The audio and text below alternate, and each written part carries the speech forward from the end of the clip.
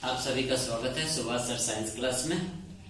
Pre board के सफल video के बाद आज हम आपके जो इंटरनल हाई स्कूल के साइंस के प्रैक्टिकल होते हैं उनसे संबंधित वीडियो लेकर हम हाजिर हैं।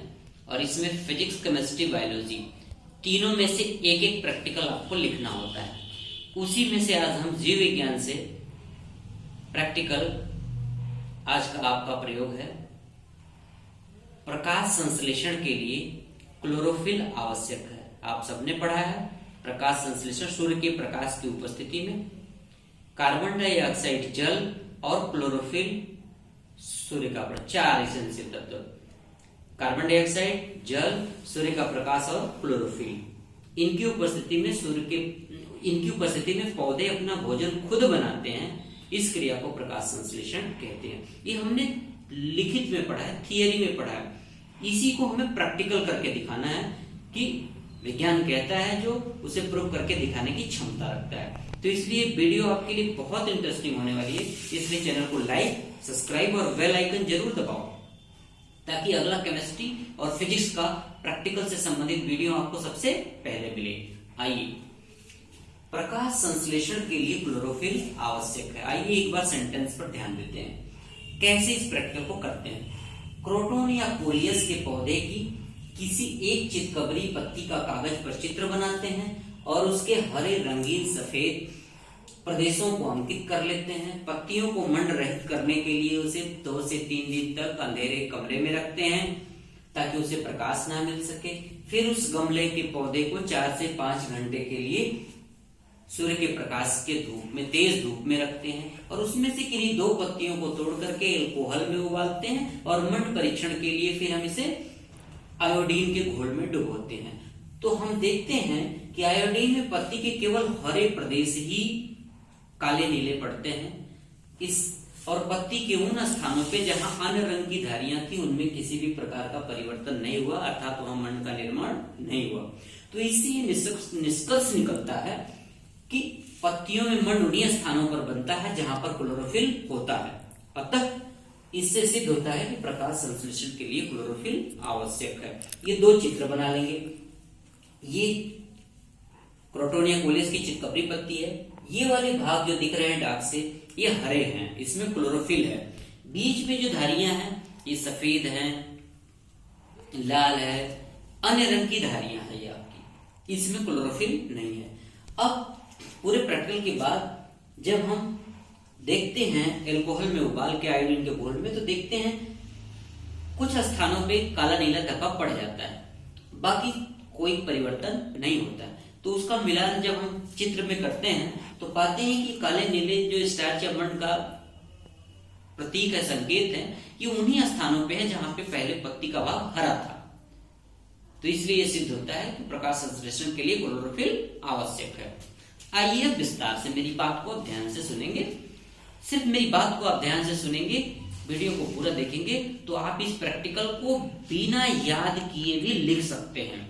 आइए, सर्वप्रथम क्रोटोन या कोलियस की गमले में लगा एक पौधा लेते हैं। सबसे पहला कार्य, पौधा क्रोटोन का गमले में लगा हुआ लेते हैं।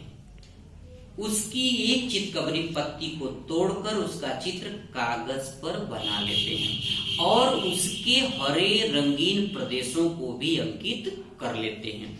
इसके बाद उस पौधे को, गमले लगे पौधे को मंड रहित करने के लिए 2 से 3 दिन तक अंधेरे कमरे में रख देते हैं ताकि उस पे सूर्य का प्रकाश ना पड़े। अब 2-3 दिन बाद उस पौधे को हम गमले सहित सूर्य की तेज धूप में, तेज प्रकाश में रख देते हैं। और 4 से 5 क्यों रखते हैं? ताकि इसमें प्रकाश संश्लेषण की क्रिया हो सके। अब 4 से 5 घंटे बाद किसी पत्ती को तोड़ करके उसे एल्कोहल में उबालते हैं और एल्कोहल में उबालने के बाद मंड परीक्षण के लिए आयोडीन की घोल में रखते हैं। तो जैसे ही आयोडीन के घोल में डुबोते हैं तो हम पाते हैं कि पत्ती के कुछ भागों में काले या नीले धब्बे पड़े हुए दिखाई देते हैं, लेकिन ये पूरी पत्ती में नहीं है, पत्ती के कुछ भागों में ही है। तो अब कौन से भाग में ये काला नीला पड़ा, इसके लिए हम क्या करेंगे, जो चित्र हमने पहले बनाया था उस चित्र से मिलान करेंगे और देखते हैं कौन से भाग में ये नीला पड़ा। तो हम पाते हैं चित्र से और एल्कोहल में आयोडीन के घोल से निकाली हुई पत्ती का मिलान अपने चित्र से करते हैं तो पाते हैं सिर्फ उन्हीं स्थानों पे काला धब्बा या नीला निशान पड़ा, स्टार्च या मंड का द्योतक है, स्टार्च या मंड बना जो भाग पहले हरा था। बाकी अन्य रंगीन भागों में किसी भी प्रकार का कोई परिवर्तन नहीं हुआ। तो इससे ये सिद्ध होता है स्टार्च या मंड केवल उन्हीं भागों में बना जो भाग हरे थे, मतलब हरे भाग जिनमें क्लोरोफिल था।